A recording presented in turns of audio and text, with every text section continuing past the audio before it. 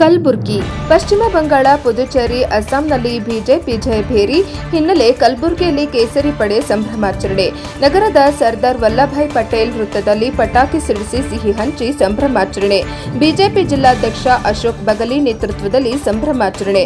ಪ್ರಧಾನಿ ಮೋದಿ, ರಾಷ್ಟ್ರೀಯ ಅಧ್ಯಕ್ಷ ನಿತಿನ್ ನಬಿ ಪರ ಜಯಘೋಷ ಹಾಕಿದ ಕಾರ್ಯಕರ್ತರು.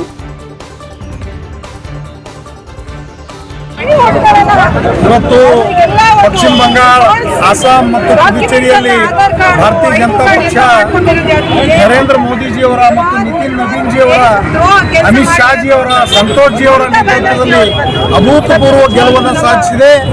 ಇವತ್ತೇನು ಮಮತಾ ಬ್ಯಾನರ್ಜಿಯವರ ಏನು ದುರಾಡಳಿತ, ಗುಂಡಾಗರ್ದಿ ಮತ್ತು ನಿರುದ್ಯೋಗ, ಬಡತನ ಅನೇಕ ಕಾರಣಗಳಿಗಾಗಿ ಬಂಗಾಳದ ಜನತೆ ಮತದಾರರು ಇವತ್ತು ಭಾರತೀಯ ಜನತಾ ಪಕ್ಷದ ನಮ್ಮ ಮಾನ್ಯ ನರೇಂದ್ರ ಮೋದಿಜಿಯವರ ಮತ್ತು ಅಮಿತ್ ಶಾಜಿಯವರ ಮೇಲೆ, ನಿತಿನ್ ನಬೀನ್ಜಿಯವರ ಮೇಲೆ ವಿಶ್ವಾಸವಿಟ್ಟು ಸುಮಾರು 200ಕ್ಕಿಂತ ಹೆಚ್ಚು ಸ್ಥಾನಗಳನ್ನು ಗಳಿಸೋದ್ರ ಮೂಲಕ, ಗೆಲ್ಲಿಸಿಕೊಡೋದ್ರ ಮೂಲಕ ಅಭೂತಪೂರ್ವ ಗೆಲುವನ್ನ ಬಂಗಾಳದ ಜನತೆ ಮಾಡಿಕೊಟ್ಟಿದ್ದಾರೆ.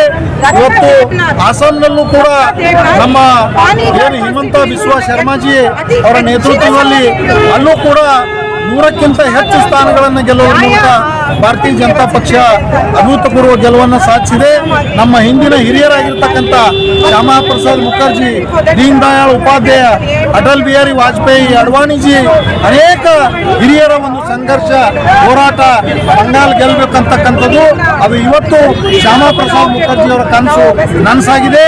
ಅದು ನರೇಂದ್ರ ಮೋದಿಜಿಯವರ ಕಾರ್ಯಶೈಲಿ ಮತ್ತು ಅವರು ನಾಡಿಗೆ, ಇಡೀ ದೇಶಕ್ಕೆ ಮಾಡ್ತಾ ಇರ್ತಕ್ಕಂಥ ಕೆಲಸ, ಅಭಿವೃದ್ಧಿ ಕೆಲಸಗಳೇ ಅದಕ್ಕೆ ಸಾಕ್ಷಿ ಅಂತಕ್ಕಂಥ ಮಾತನ್ನು ಹೇಳಿ ಮತ್ತೊಮ್ಮೆ ಎಲ್ಲರಿಗೆ, ನಾಡಿನ ಜನತೆಗೆ, ದೇಶದ ಜನತೆಗೆ ಶುಭಾಶಯಗಳನ್ನು ಕೋರ್ತಾ ಈ ವಿಜಯೋತ್ಸವವನ್ನು ನಮ್ಮೆಲ್ಲ ಹಿರಿಯರ ಮುಖಾಂತರ ನಾವು ಆಚರಿಸ್ತಾ ಇದ್ದೀವಿ.